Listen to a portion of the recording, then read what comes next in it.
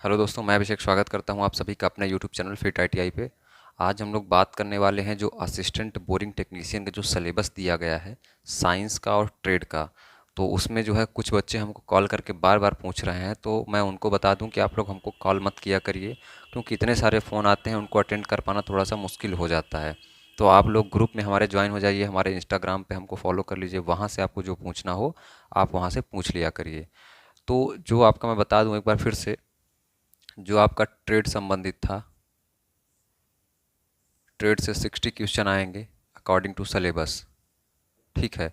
इस 60 क्वेश्चन को इन्होंने डिवाइड किया है क और ख में। तो क में जो रहेगा वो आपका ट्रेड रहेगा। ट्रेड यानी कि मिक्स ट्रेड रहेगा, चाहे वो फिटर का हो, वायरमैन का हो, टर्नर का हो, जिस भी ट्रेड से हैं आप, तो वो सारी ट्रेड का जो है कॉमन सिलेबस दिया गया है और सभी को जो है सभी ट्रेड से पढ़ना पड़ेगा। तो हमने प्लेलिस्ट बना दी है। हमने ऑलरेडी कई सारी जो है ट्रेड की क्लासेस हैं वो हमने अपलोड कर दिया है, तो आप वहाँ से जाकर के देख सकते हैं। तो जो क और ख है, तो इसमें से 30 क्वेश्चन जो है आपका ट्रेड से आएगा और 30 क्वेश्चन आपका कहाँ से आएगा, जनरल साइंस से आएगा, यानी कि विज्ञान, जो जीएस आप लोग पढ़ते हैं वहाँ से आएगा। तो जो जीएस का सिलेबस डिस्क्राइब किया गया है, उस जीएस का सिलेबस में कुछ टॉपिक्स ऐसे हैं जो स्टूडेंट्स को लगता है, बच्चों को लगता है कि ये टॉपिक जो है इजीली हमारे कवर हो जाएंगे साइंस के, इसमें कोई हमको दिक्कत नहीं है। तो मैं यहाँ पे आज आपको थोड़ा सा रूबरू करवा देना चाहता हूँ कि अगर आप लोग ये सोच रहे हैं कि ये साइंस जो है वो हमसे हो जाएगा, हमको तो बस ट्रेड का दिक्कत है, तो मैं आपको बता दूं कि ये साइंस जो इसमें दिया हुआ है, जनरल साइंस, वो इंटर की फिजिक्स में आती है। और अगर आपने अच्छे से ये फिजिक्स क्लियर नहीं की होगी तो आप इसको यही बोल के आएंगे कि अन्य ट्रेड से आ गया, यानी किसी दूसरे ट्रेड से क्वेश्चन ही पूछ लिया गया है। तो यहाँ पे हम बात करते हैं कि जो आपका थोड़ा सा साइंस है, साइंस के हमने जो सिलेबस डिस्क्राइब किया गया है यहाँ पे लिख लिया है पहले से। तो यहाँ पे हम देखते हैं कि जो हमारी इकाई है, यानी कि यूनिट, यूनिट वाला जो चैप्टर है वो हमने ऑलरेडी कवर कर लिया है। तो उसको आप लोग जा करके प्लेलिस्ट में देख लेंगे, वर्कशॉप कैलकुलेशन एंड साइंस नाम से वहाँ पे आपको मिल जाएगा। तो यूनिट बेसिक बेसिक वही आएगी। और यूनिट को हमने 40-45 मिनट के एक लेक्चर लिया है, उसमें पूरा कंप्लीट कर दिया है। बहुत ही अच्छे से बताया है, क्योंकि एफ पी एस, सी जी एस, एम के एस, एस आई, ये सारी यूनिट्स के बारे में, इनके इतिहास के बारे में बहुत ही डिटेल में हमने बताया हुआ है। तो वहाँ पे जो है आप लोग देख सकते हैं। उसके बाद पदार्थ विज्ञान है, इसको भी हमने कंप्लीट करवा दिया पिछले कुछ लेक्चरों में, जहाँ पे हमने पदार्थ विज्ञान में भौतिक गुण के बारे में बताया था। जो दूसरी क्लासेस अपलोडेड हैं उसमें हमने यांत्रिक गुण के बारे में बताया था। तो भौतिक गुण और यांत्रिक गुण पदार्थ के, ये दोनों क्लासेस जो है वो कवर हो चुकी हैं। तो जो सबसे दिक्कत वाली बात थी, स्टूडेंट्स को दिक्कत इसमें होती है, क्योंकि अगर इसमें जो है पदार्थ विज्ञान आपके क्वेश्चन में आया जनरल साइंस में, तो आप ये सोचेंगे कि ये किसी ट्रेड से क्वेश्चन पूछा गया है, बट ऐसा नहीं होता है। होता ये है कि जब भी पदार्थ विज्ञान में किसी मटेरियल की मैकेनिकल प्रॉपर्टी पूछी जाती है या फिजिकल प्रॉपर्टी पूछी जाती है, तो आपको ये लगता है कि ये किसी ट्रेड से पूछ लिया गया है प्रश्न, जबकि ऐसा नहीं होता है। तो ये भी हमने कवर करवा लिया है, तो इसको आप लोग देख सकते हैं। इसको आप लोग चाहें तो स्किप कर सकते हैं, अगर आपको पहले से पता होगा, आप कॉम्पिटिटिव एग्जाम्स की तैयारी कर रहे होंगे। तो यूनिट जो है आपकी जनरल साइंस में आती है बेसिकली, तो इसको आप लोग कवर किए होंगे। फिर भी मैं आपको रिकमेंड करूंगा कि असिस्टेंट बोरिंग टेक्नीशियन के अकॉर्डिंग जो है वो हमने पढ़ाया हुआ है, तो इसको जो है आप लोग जाके वहाँ से देख सकते हैं। उसके बाद द्रव्यमान, भार तथा घनत्व कुछ नहीं है, ये आप लोग पता होगा आप लोगों को। फिर भी आप लोग कमेंट करेंगे तो लास्ट में लेक्चर जो है आपके लिए अपलोड कर दूंगा। लेकिन सबसे जो हमारा मेन मोटिव है, ये लास्ट के 4 से 5 चैप्टर हैं, अभी इसके बारे में हम लोग बात करेंगे। उसके बाद चाल तथा वेग है, ये भी आप सबको क्लियर होगा। नहीं क्लियर होगा तो इसका जो है लास्ट में हम लेक्चर अपलोड कर देंगे। अब जैसे चाल तथा वेग है ना, तो चाल तथा वेग में सिर्फ आपको ये नहीं पढ़ लेना है कि चाल हो गया, वेग हो गया, स्पीड हो गया तो स्केलर क्वांटिटी है, वेक्टर हो गया, वेलोसिटी है, वेक्टर क्वांटिटी है, और चाल वेग की परिभाषा हो गई, ये नहीं जानना है आपको। चाल और वेग के अंदर जितने भी टाइप्स होते हैं 4 प्रकार के, या चाल, समान चाल, एक्सेलरेटिव स्पीड, ये सारी जो चाल और वेग के जितने भी प्रकार हैं उसको आपको जानना है। उसके बाद इसमें से जो बेसिक बेसिक न्यूमेरिकल्स आते हैं उसके बारे में आपको जानना है, इसके ग्राफ के बारे में आपको एनालिसिस करना है। यानी कि चाल और वेग दिया हुआ है तो बेसिक सा ये नहीं कि आपको लूसेंट से, अगर आपने जीएस पढ़ी होगी तो वहाँ से कवर हो जाएगा, ऐसा नहीं है। पेपर आएगा दोस्त, पेपर आप दे करके आएंगे, अटेम्प्ट करके आएंगे, तो आप यही बोलेंगे कि किसी ने इतना लेवल का पढ़ाया ही नहीं। इसलिए आपसे बोलेंगे कि चाल और वेग ये सब सब चैप्टर हो गए, द्रव्यमान, भार, घनत्व हो गया, कहीं से भी अगर आप पढ़ रहे हैं तो इसको डिटेल में आप पढ़िए, क्योंकि आपसे ये जो है टेक्निकल ट्रेड में पूछी जा रही हैं चीज़ें, तो हो सकता है आपसे थोड़ा सा डीप में चला जाए सिलेबस। उसके बाद कार्य शक्ति एवं ऊर्जा, ये भी आपका क्लियर होगा, आप साइंस में इस सबको पढ़ते ही होंगे। अब जो मेन आता है चैप्टर हमारा, वो आता है ऊष्मा और तापमान। तो ऊष्मा और तापमान के बारे में आपको पता होगा, मैं ये मानता हूँ, लेकिन बहुत सारे ऐसे प्रश्न हैं, बहुत सारे ऐसे कॉन्सेप्ट हैं इसमें जो आपको नहीं पता होगा। तो यहाँ पे जो है अगली क्लासेस जो चलेंगी वो हम इन पे बात करेंगे। आज भी हम जो बात करेंगे वो भी उसमें से कई सारी नई चीज़ें आपको पता चलेंगी आज की क्लास में। तो उसको भी जो है आप लोग वीडियो के लास्ट तक बने रहेंगे तो आपको पता चल जाएगा कि कितना जो है बेनिफिशियल आपके लिए साबित होने वाली है क्लास। तो उसके साथ साथ जैसे ऊष्मा और तापमान हो, अब जैसे आपसे कोई ऊष्मा और तापमान में अंतर पूछे, अभी मैं आपसे पूछ रहा हूँ कि ऊष्मा और तापमान में क्या अंतर है, तो बहुत से बच्चे ऐसे हैं जिनको ऊष्मा और तापमान एक ही लगता होगा। तो आप लोग कमेंट बॉक्स में कमेंट करेंगे कि ऊष्मा और तापमान में क्या बेसिक सा डिफरेंस है, आप कुछ भी अंतर आप बता सकते हैं। और हाँ, ध्यान रहे आप लोग गूगल मत करिएगा, क्योंकि गूगल की जो लैंग्वेज रहेगी, आपकी जो लैंग्वेज रहेगी वो अदर रहेगी। तो आप अपने से समझ के कुछ ना कुछ कमेंट करिए कि तापमान और ऊष्मा यानी कि हीट और टेम्परेचर में क्या अंतर है, इसको आप लोग कमेंट करिएगा। तो देखिए, ऊष्मा और तापमान में हमको जो पढ़ना है, वो सबसे पहले तो ऊष्मा और तापमान की परिभाषा पढ़नी है, जो बेसिक्स आपको पहले से भी पता होगा, नहीं पता होगा तो आप आगे जान जाएंगे। फिर ऊष्मा और तापमान की यूनिट पढ़नी है, इन दोनों में अंतर पढ़ना है कि ऊष्मा और तापमान अलग क्यों हैं। ठीक है, उसके बाद क्वथनांक पढ़ना है, गलनांक पढ़ना है यानी कि मेल्टिंग पढ़ना है, उसके बाद बॉइलिंग पढ़ना है, सारी चीज़ें जो है हमको पढ़ना है। उसके बाद तापमान के जो पैमाने होते हैं, जिस जिस पैमाने पे हम टेम्परेचर को मेज़र करते हैं, मापते हैं, उनके बारे में हमको पढ़ना है, एवं उनके बीच में संबंध। यहाँ से जो है क्वेश्चन बार बार पूछे जाते हैं कि जैसे र्यूमर हो गया तो र्यूमर को आप केल्विन में बदलिए, केल्विन हो गया तो उसको सेल्सियस में बदलिए, फ़ारेनहाइट में बदलिए। तो ये सारी चीज़ों को हम लोग बिल्कुल कॉन्सेप्चुअल तरीके से आगे जो है डिस्कस करेंगे। उसके बाद थर्मामीटर हो गया। अब थर्मामीटर में तो आपको पता होगा, अब जैसे थर्मामीटर के बारे में हम आपसे पूछ ले कि थर्मामीटर का आविष्कार किसने किया, आप अगर यही क्वेश्चन में आ जाएगा तो फिर आप क्या करेंगे। तो थर्मामीटर जो है, थर्मामीटर कौन कौन सी प्रॉपर्टी पे काम करता है, जैसे कि नियत दाब सिद्धांत पर काम करता है कुछ थर्मामीटर जो है नियत वॉल्यूम पे काम करते हैं, यानी कि कांस्टेंट प्रेशर, कांस्टेंट वॉल्यूम। और उसके बाद रेजिस्टेंस पे कुछ थर्मामीटर काम करते हैं। तो थर्मामीटर के कई सारे जो है सिद्धांत होते हैं, कई सिद्धांतों पे अलग अलग थर्मामीटर काम करते हैं। तो बेसिक आप जो ये थर्मामीटर होता है, बस इसके बारे में आपको नहीं पढ़ना है। तो ये जो है बहुत ज़रूरी हो जाता है कि इसको आप थोड़ा सा डीप में जाएं और इसको अच्छे से समझें। उसके बाद पायरोमीटर हो गया। तो पायरोमीटर तो जनरली सबको पता होगा कि कहीं दूर से मान लीजिए सूर्य का टेम्परेचर हमको मेजर करना है, सूर्य का तापमान हमको मापना है, उसके पास हम नहीं जा सकते हैं, तो पायरोमीटर से हम लोग मेजर करते हैं। लेकिन इसके अंतर्गत और भी कई सारी चीज़ें हैं जो आपको समझनी पड़ेंगी। उसके बाद चालन, संवहन एवं विकिरण, यानी कि जो हीट होता है उसको जो है ट्रैवल करने के लिए, उसको संचरित होने के लिए किन किन माध्यमों की आवश्यकता होती है, चालन की, संवहन की, विकिरण की, इसके एक उदाहरण की के बारे में। तो इसको डिटेल में आप लोग पढ़ेंगे, तभी जो है चीज़ें आपकी जो है क्लियर होंगी। उसके बाद बल, तो ये जो है बहुत हॉट टॉपिक है और यहाँ से क्वेश्चन आपके बहुत ज़्यादा पूछे जाने की संभावना है। देखिए, यहाँ से इकाई से क्वेश्चन पूछे जाएंगे नो डाउट, पदार्थ विज्ञान से पूछे जाएंगे नो डाउट। अगर आपने हमारे लेक्चर पहले से लिए होंगे इन सब के, तो आपके जो है क्वेश्चन बन जाएंगे। पदार्थ विज्ञान से तो आपका छूटेगा ही नहीं। द्रव्यमान, भार तथा घनत्व, ये मैं बोल रहा हूँ लास्ट में मैं करवा दूंगा अगर टाइम रहा तो, नहीं तो आप लोग जहाँ से पढ़ रहे हैं, जहाँ से पढ़े होंगे वहाँ से पढ़ सकते हैं। चाल और वेग हो गया, कार्य शक्ति, ऊर्जा हो गया, इनमें कोई दिक्कत नहीं है। बट ये जो ऊष्मा और तापमान है, उसके बाद आपका बल हो गया। अब जैसे बल में सिर्फ आपको बल के बारे में नहीं जानना है कि बल जो है वह खिंचाव या धक्का है जो किसी वस्तु की स्थिति में परिवर्तन करे या परिवर्तित करने का प्रयास करे, नहीं, सिर्फ इतने में जो है आपको लिमिटेड नहीं होना है। अब देखिए, बल में इन्होंने बताया है कि बल की परिभाषा, यानी कि बल की परिभाषा आप जानेंगे, बल के जो है क्या क्या यूनिट होती हैं, सीजीएस में, एमकेएस में, एसआई में, उसकी वीमा क्या होती है ना, ये सब भी आप जान सकते हैं इसके बारे में। उसके बाद कंप्रेसिव फोर्स यानी कि कंप्रेसिव बल। उसके बाद टेंसाइल फोर्स यानी कि तनन बल, ये संपीड़न बल है, ये तनन बल है। और उसके बाद शियर बल हो गया। इन बलों के बारे में भी आपको जानना पड़ेगा, इनके उदाहरणों को समझना पड़ेगा। जैसे स्प्रिंग दे देगा, स्प्रिंग में किस प्रकार का बल काम करता है, तो आप पढ़े रहेंगे तब ना बताएंगे कि वो कंप्रेसिव फोर्स लग रहा है उसमें। तो इस प्रकार की चीज़ें जो है आपको जाननी चाहिए। उसके बाद स्ट्रेस, बहुत ही इंपॉर्टेंट टॉपिक है स्ट्रेस। तो स्ट्रेस को हम लोग थोड़ा सा अच्छे से पढ़ेंगे, और स्ट्रेस का जो है टॉपिक हम लोग प्रेफर करेंगे मैकेनिकल इंजीनियरिंग में जो बुक है आर एस खुरमी हो गई, वहाँ से हम लोग प्रेफर करेंगे, या फिर मेड ईजी की जो नोट्स है वहाँ से हम लोग आपको स्ट्रेस, स्ट्रेन और अल्टीमेट स्ट्रेंथ, और उसके साथ साथ जो इसमें एक टॉपिक है stress strain curve for mild steel, उसको भी हम लोग यहीं से कवर करेंगे।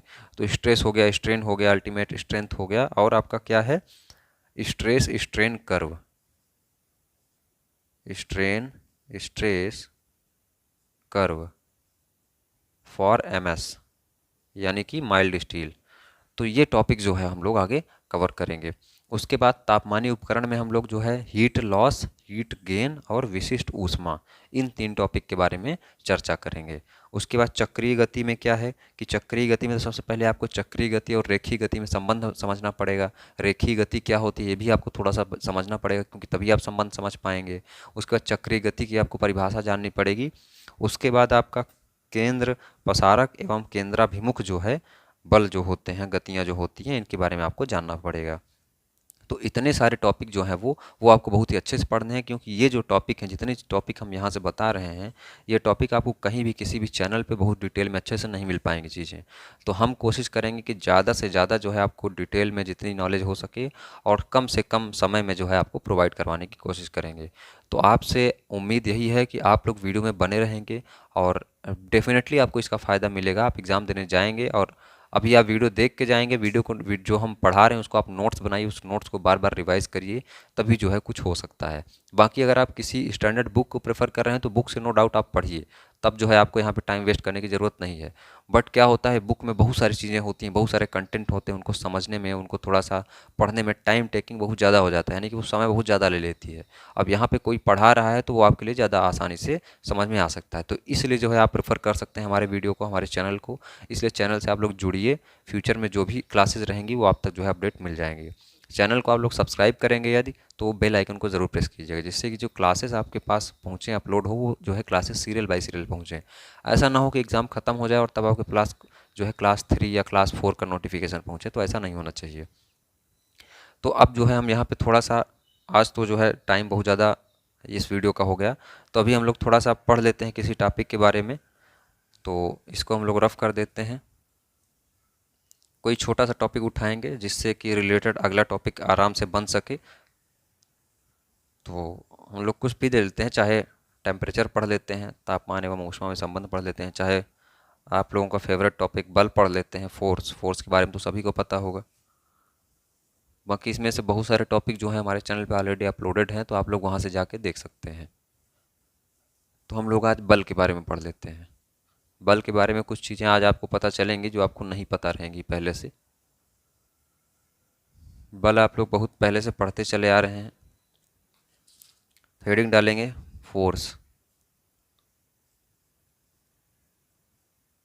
फोर्स यानी कि बल।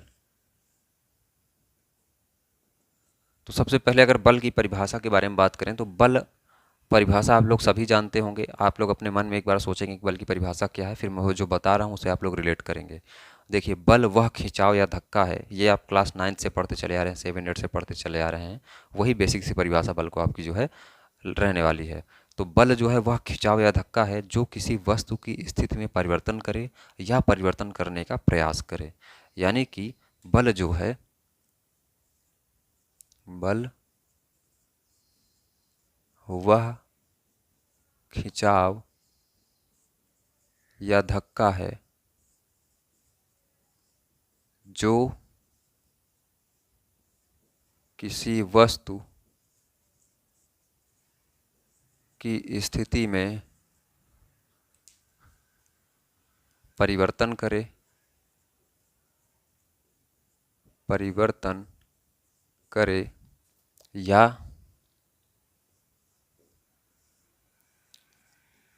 परिवर्तन करने का प्रयास करे। ये जो है बेसिक सी डेफिनेशन हो गई बल की, जो आप लोगों को पहले से पता होगी। अब क्या होता है कि बल जो है वो क्या कर सकता है, ये बहुत ज़रूरी होता है। और बल को हमको आइडेंटिफाई करने के लिए हमको क्या क्या चीज़ें जो है जाननी बहुत ज़रूरी होती हैं। यानी कि बल को अगर आपको डिटरमाइन करना है, बल को अगर जानना है, बल की अगर गणना करनी है आपको कि कितना फोर्स कहीं पे लग रहा है, तो क्या क्या पैरामीटर्स हमारे पास उपलब्ध होने चाहिए, इसके बारे में हम लोग चर्चा करेंगे। और ये जानेंगे कि बल जो होता है वो क्या क्या कर सकता है। तो आप लोग यहाँ पे देखेंगे, बल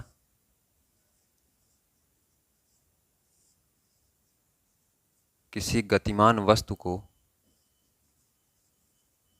किसी गतिमान वस्तु को स्थिर अवस्था में ला सकता है, स्थिर अवस्था में ला सकता है। उसके साथ साथ और क्या कर सकता है बल? बल किसी गतिमान वस्तु को एक्सेलरेट कर सकता है, यानी कि उसको त्वरित कर सकता है। एक्सेलरेट करता है यानी कि उसकी गति को और ज़्यादा इन्हेंस कर सकता है, बढ़ा सकता है। किसी गतिमान वस्तु के गति में परिवर्तन कर सकता है, परिवर्तन कर सकता है। इसका मतलब ये हुआ कि जैसे मान चलिए आप साइकिल चला रहे हैं और आपका कोई दोस्त पीछे से आ रहा है और बल लगा करके आपको क्या कर रहा है, पुश कर रहा है, यानी कि आगे की तरफ धकेल रहा है। तो आपकी गति मान के चलिए कि 5 किलोमीटर पर आवर थी, ठीक है। आप जो है 5 किलोमीटर पर आवर की रफ्तार से जो है चल रहे थे, लेकिन आपका जो मित्र आया उसने 2 न्यूटन का फोर्स यहाँ से क्या किया, आपको धकेलना शुरू किया। तो क्या होगा कि आप जो है, आपकी जो गति जो है वो क्या हो सकती है, एक्सेलरेट हो सकती है। या फिर ऐसा भी हो सकता है कि आपका कोई दोस्त आए और आगे की तरफ से आपको पीछे की तरफ धकेलने लगे, तो आपकी जो गति होगी वो क्या हो सकती है, घट सकती है, यानी कि आप रिटार्ड हो सकते हैं। यानी ये इसका मतलब ये हुआ, इस लाइन का मतलब ये हुआ कि गतिमान वस्तु की गति में परिवर्तन करने का मतलब ये नहीं हुआ कि गति उसकी बढ़ाएगा ही हमेशा। उसकी गति को घटा भी सकता है, यानी कि एक्सेलरेट भी कर सकता है और रिटार्ड भी कर सकता है। तो आप लोग इसको लिखेंगे यहाँ पे, एक्सेलरेट कर सकता है, एक्सेलरेट कर सकता है या रिटार्ड कर सकता है, कर सकता है। एक्सेलरेशन और रिटार्डेशन ये तो आपको पता होगा, यानी कि त्वरण और मंदन, ठीक है। तो ये चीज़ें जो है बल कर सकता है। बल और क्या कर सकता है, किसी स्थिर वस्तु को गतिमान अवस्था में ला सकता है, गतिमान अवस्था में ला सकता है। या फिर क्या कर सकता है बल, किसी वस्तु में इंटरनल प्रेशर को जनरेट कर सकता है। बल किसी वस्तु में आंतरिक प्रतिबल, आंतरिक प्रतिबल को उत्पन्न कर सकता है, कर सकता है, ठीक है। इतनी चीज़ें जो है बल जो है ये काम कर सकता है। अच्छा अब ये बताइए, जैसे मान चलिए कि अब बल की आपको गणना करने की ज़रूरत पड़ गई, कि मान लीजिएगा आपको पता करना है कि कितने न्यूटन का बल जो है लग रहा है। आपका दोस्त साइकिल जो चला रहा है, आप चला रहे हैं, आपका दोस्त साइकिल को आगे की तरफ धकेल रहा है, तो कितना बल वो लगा रहा है, या किसी प्रकार से बल की गणना करने की ज़रूरत पड़ी तो किन किन चीज़ों की आवश्यकता होती है, अब हम लोग इसके बारे में समझेंगे। तो आप लोग लिखेंगे,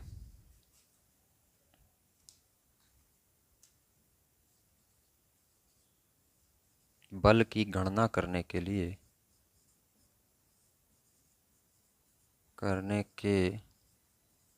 लिए magnitude of force,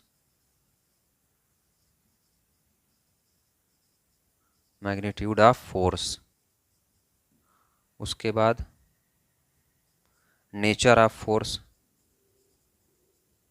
nature of force, उसके बाद line of action of force, line of action of force. इतनी चीज़ें जो है वो आपको पता होनी चाहिए। अब नेचर ऑफ फोर्स, इन सब का मतलब क्या होता है, नेचर ऑफ फोर्स का मतलब ये होता है कि वो पुश है, वो क्या है, पुश है या पुल है। उसका मैग्नीट्यूड ऑफ फोर्स यानी कि उसका जो है परिमाण कितना है, कितने परिमाण से बल लगाया जा रहा है, ये बहुत ज़रूरी है आपका जानना किसी बल की गणना करने के लिए। नेचर ऑफ फोर्स का मतलब ये होता है कि बस आपसे किसी ने बोल दिया कि बस फोर्स लगाया जा रहा है तो आप नहीं कर पाएंगे गणना। आप उससे ये भी पूछेंगे कि वो उसको धकेल रहा है या खींच रहा है, यानी कि जो आपकी साइकिल है वो पीछे से ठेली जा रही है या आगे से ठेली जा रही है, वो जो है बहुत ज़रूरी होता है। तो वही होता है नेचर ऑफ फोर्स, यानी कि बल की प्रकृति कैसी है, पुश है या पुल है, यानी कि खिंचाव है या धक्का है, ये बहुत ज़रूरी होता है। उसका लाइन ऑफ एक्शन, किस लाइन ऑफ एक्शन पे आपका फोर्स जो है वो काम कर रहा है, ये भी ज्ञात होना बहुत ही ज़रूरी होता है। अब बल के बारे में, अगर बल की यूनिट के बारे में बात करें, बल का मात्रक, तो इसको हम लोग रफ करते हैं। इसको आप लोग लिखेंगे। तो बल के मात्रक के बारे में बात करें तो बल का मात्रक जैसे एसआई यूनिट में हो गया, सीजीएस यूनिट में हो गया, तो ये सब चीज़ें आपको पहले से भी पता होंगी। लेकिन अब जो हम लोग अगले टॉपिक में आने वाले हैं, जैसे कंप्रेसिव फोर्स हो गया, टेंसाइल फोर्स हो गया और शियर फोर्स हो गया, तो इसके बारे में अगर हम लोग समझें तो इसको आप लोग जो है अपने दैनिक जीवन में कहीं ना कहीं देखते होंगे। इनके सारे एग्जाम्पल्स को भी हम लोग बात करेंगे। जैसे मान चलिए बल का मात्रक, बल का मात्रक, तो बल का मात्रक जो एसआई में होता है,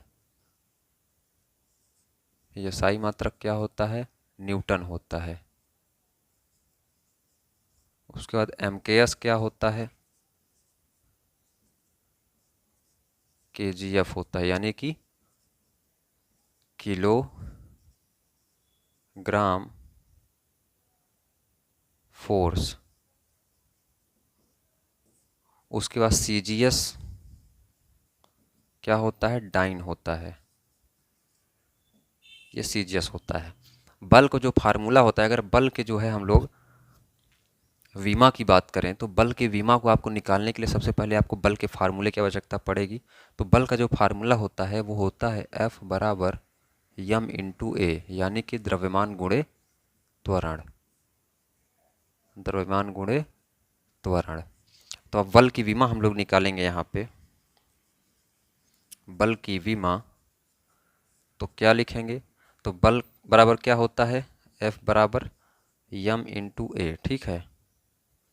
उसके बाद यम, यम यानी कि द्रव्यमान। अब द्रव्यमान का मात्रक क्या होता है, किलोग्राम, किलोग्राम इंटू त्वरण का मात्रक क्या होता है, मीटर प्रति सेकंड स्क्वायर, यानी कि मीटर अपान सेकंड स्क्वायर। तो जो आपका विमा होगा वो क्या होगा, एम एल टी के फॉर्मेट अगर आप लिखें तो यम कितना है यहाँ पे, एक है, तो एक लग जाएगा। लेंथ कितनी है, यानी कि मीटर आपका है, लेंथ है तो वो भी कितना है, एक है। और टी यानी कि समय कितना है, दो है, स्क्वायर है, जो बटे में है उसको आप लोग माइनस में लिखेंगे। तो m1 L1 T-2 ऐसे जो है आपको निकालना है। फिर से आप समझेंगे कि हम सबसे पहले क्या करेंगे, यम इंटू ए, ये क्या होता है, एफ बराबर होता है, ठीक है। तो यम क्या होता है, किलोग्राम, और ए क्या होता है, मीटर प्रति सेकंड स्क्वायर। तो किलोग्राम क्या होता है, एम एल टी के फॉर्म में लिखेंगे। तो यम क्या हो गया, मास हो गया, किलोग्राम एक है तो यहाँ पे हमने 1 लगा दिया। एल क्या है, लेंथ है आपकी जो मीटर, वो हमने 1 लगा दिया। और टी क्या है, टाइम, वो हमने यहाँ पे 2 लगा दिया, और माइनस इसमें लगाया, इसलिए लगाया क्योंकि ये बटे में था। तो इतनी चीज़ें जो है आपकी बीमा हो गई, ये सारी चीज़ें हो गई, ये आपको पता होना चाहिए। अब अगर हम लोग बात करें कि 1 किलोग्राम फोर्स 1 kg बराबर कितना न्यूटन होता है, तो 9.8 न्यूटन। इसको आप लोग बहुत ध्यान से याद रखेंगे। इसका कन्वर्जन आपसे कहीं भी पूछा जा सकता है। एक जगह इंटरव्यू में पूछा गया था ये सवाल कि अपना वजन बताइए, आपका जो वेट है, आप यानी कि आप 50-60 किलो के जो भी हैं, तो उसको आप न्यूटन में बताइए। तो ये सारे क्वेश्चन जो हैं आपसे कहीं भी पूछे जा सकते हैं, या हो सकता है एग्जाम में भी आ सकता है कन्वर्जन के लिए, कि अगर 1 किलोग्राम फोर्स है या 50 किलोग्राम फोर्स है तो 9.8 न्यूटन में उसको जो है आपको गुणा करना है, तो आपका आ जाएगा। अब हम लोग बात करते हैं बल के प्रकार के बारे में। तो जो बल के प्रकार हमारे जो सिलेबस में है उसको हम लोग समझते हैं, जैसे कंप्रेसिव फोर्स, टेंसाइल फोर्स और शियर फोर्स। तो जो बल के प्रकार हैं, ये जो बल के टाइप हैं ये सारे, तो इसका मात्रक जो रहेगा वो बल का ही रहेगा, यानी कि न्यूटन ही रहेगा। और बड़ी यूनिट में हम लोग लेंगे तो किलो न्यूटन हो जाएगा, तो उसको आप लोग अपने हिसाब से समझते रहेंगे। तो सबसे पहले हम लोग क्या लेते हैं, कंप्रेसिव फोर्स, कंप्रेसिव फोर्स। उसके बाद हम लोग देखेंगे टेंसाइल फोर्स, टेंसाइल फोर्स। उसके बाद हम लोग देखेंगे शियर फोर्स, शियर फोर्स। देखिए कंप्रेसिव फोर्स का मतलब ये होता है कि संपीड़ित बल, संपीड़न बल, संपीड़न बल, ऐसा बल जो किसी वस्तु को क्या करे, कंप्रेस करने की कोशिश करे, यानी कि उसको दबाने की कोशिश करे, वो क्या कहलाता है, संपीड़न बल कहलाता है। ऐसा बल, वह बल जो किसी वस्तु को संपीड़ित करने की कोशिश करे, संपीड़ित करे, क्या कहलाता है, कंप्रेसिव फोर्स कहलाता है, यानी कि संपीड़न बल कहलाता है, संपीड़न बल कहलाता है।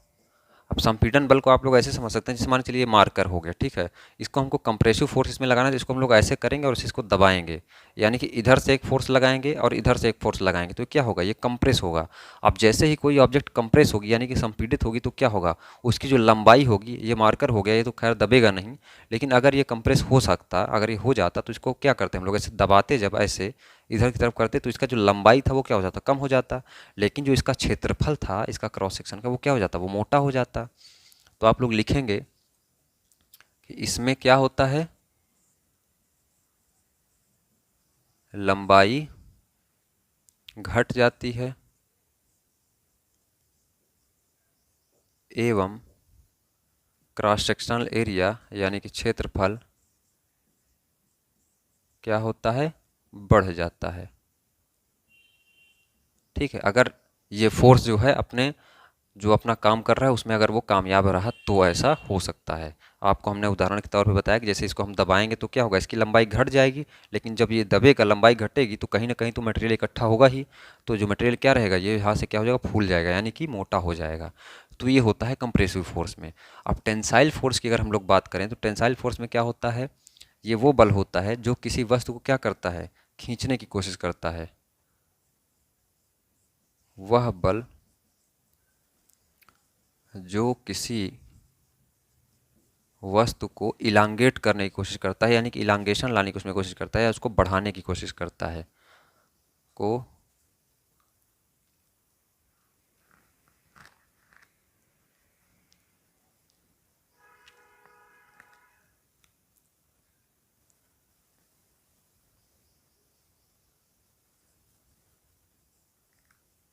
खींचने की कोशिश या इलांगेशन लाने की कोशिश करे, करे। ठीक है, अब इसमें क्या होगा, इलांगेशन लाने की कोशिश, इसका मतलब ये हुआ कि इसको मारकर हम इधर से पकड़े, उधर से पकड़े, इसको हम लोग खींचें, तो ये क्या होगा, इसका जो क्रॉस सेक्शन एरिया होगा ये घट जाएगा, यानी क्षेत्रफल इसका घट जाएगा क्रॉस सेक्शन का, और इसकी लंबाई क्या हो जाएगी, वो बढ़ जाएगी। तो इसमें क्या होता है, लंबाई जो होती है बढ़ने की कोशिश करती है एवं क्षेत्रफल क्या होता है, घटने लगता है, घटने की ओर जाता है। ठीक है, ये हो गया। अच्छा, अब कंप्रेसिव और टेंसाइल फोर्स का एक बहुत ही अच्छा उदाहरण अगर आपको बताएं, तो हमारे सामने कोई ऐसा ऑब्जेक्ट दिख नहीं रहा है, बट फिर भी जो है मान के चलिए कि ये आपके पास कोई ऑब्जेक्ट है, ठीक है, इसको हम लोग ऐसे करेंगे इधर साइड, तो ये क्या हो रहा है, इधर जो लगेगा ऊपर साइड वो टेंसाइल फोर्स लगेगा, और जो अंदर साइड लगेगा वो क्या लगेगा, वो कंप्रेसिव फोर्स लगेगा। ऐसा इसलिए होता है कि इसको अगर हम लोग समझें, तो इसे मान चलिए कि ये हमारे पास क्या है, एक छड़ है, ठीक है, ये मान के चलिए कि स्टील की एक रॉड है, इसको हम लोग ऐसे कर देते हैं। तो ये बताइए कि इधर साइड जो है ये पहले ऐसे एकदम सीधा था, ठीक है, इसको अब हम लोग क्या कर रहे हैं, मोड़ रहे हैं। तो ये क्या होता है कि जब इधर साइड जो होगा वो क्या होगा, इधर साइड ये तनाव लेगा ना ये, यानी कि इधर साइड खींच रहा है, ये इधर साइड क्या हो रहा है, खींच रहा है, लेकिन अंदर साइड क्या हो रहा है, ये दबाया जा रहा है, यानी कि कंप्रेस किया जा रहा है। तो इस जोन में क्या होगा, इस जोन में संपीड़न होगा, इसका संपीड़न होगा, और इस जोन में क्या होगा, तनन होगा। तो ये जो है कंबाइंड इफेक्ट आप यहाँ से देख सकते हैं कि संपीड़न बल और तनन बल जो है यहाँ पे कंबाइंड इफेक्ट साथ साथ कैसे ला रहे हैं। ठीक है, इसको आप समझ सकते हैं। शियर फोर्स का मतलब होता है कि कर्तन बल, कर्तन बल, कर्तन बल। तो कर्तन बल बेसिकली ऐसा बल होता है जो किसी वस्तु को क्या करता है, वहां से काटने की कोशिश करता है। कर्तन बल से आप समझ रहे होंगे अलग करने की कोशिश करता है, काटने की कोशिश करता है। वह बल जो किसी वस्तु को काटने की कोशिश करे, कोशिश करे। जैसे मान के चलिए कि ये आपके पास ऑब्जेक्ट है, ठीक है। अब इधर से हम एक फोर्स लगा रहे हैं इधर की साइड, और इधर से एक फोर्स लगा रहे हैं इधर की साइड, तो ये क्या होगा, बीच से यहाँ से फेल कर जाएगा, बीच से यहाँ से कट जाएगा। ये मार्कर हो गया। इस मार्कर को हम लोग क्या करेंगे, ऐसे पकड़ते हैं, ठीक है। इसको हम लोग ऐसे पकड़ते हैं, ऐसे, और एक हाथ हम अपना इधर खींचेंगे और एक हाथ अपना इधर खींचेंगे, तो ये क्या होगा, यहाँ पे जो जनरेट होगा वो क्या जनरेट होगा, वो शियर फोर्स जनरेट होगा। यानी कि यहाँ से ये कर्तन जो है यहाँ से कट जाने की कोशिश करेगा, और हमारा फोर्स अगर इतना ज़्यादा हो जाए कि हम इसको खींच सकें, तो यहीं से क्या कर जाएगा, ये यहीं से कट जाएगा मार्कर। तो ये क्या होता है, कर्तन फोर्स होता है, यानी कि कर्तन बल कहलाता है या शियर फोर्स होता है। तो आई होप इतनी सारी चीज़ें जो है आपको समझ में आई होंगी। ये इसका पढ़ने का पर्पस सिर्फ इतना था कि आगे जो आपको स्ट्रेस और स्ट्रेन जब बताया जाए तो वहाँ पे जो है आपको चीज़ें समझ में आएँ। क्योंकि प्रतिबल और विकृति, और प्रतिबल के प्रकार जो होते हैं, विकृति के जो प्रकार होते हैं, उसको जो आप तभी समझेंगे जब ये बेसिक सी थीम जो है आपके माइंड में चलती रहेगी। तो आई होप आपको ये चीज़ें जो हमने आज बताई हैं ये समझ में आई होंगी।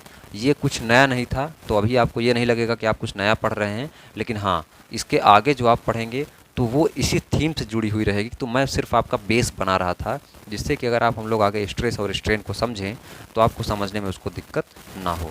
तो आई होप आपको ये वीडियो पसंद आया होगा। यहाँ पे जो हमने एक एक चीज़ें टॉपिक यहाँ पे क्लियर किए हुए हैं, आपको सब समझ में आया होगा। तो ज़रा सा भी कुछ पसंद आया हो तो वीडियो को लाइक करके आप लोग ज़रूर जाइएगा, और अपने दोस्तों को ज़रूर फॉरवर्ड कीजिए। चैनल को सब्सक्राइब अगर कर रहे हैं तो बेल आइकन को ज़रूर प्रेस कीजिएगा, जिससे आपको क्लासेस जो है वो डेली अपडेट्स मिल जाएँ। थैंक यू दोस्तों वीडियो देखने के लिए।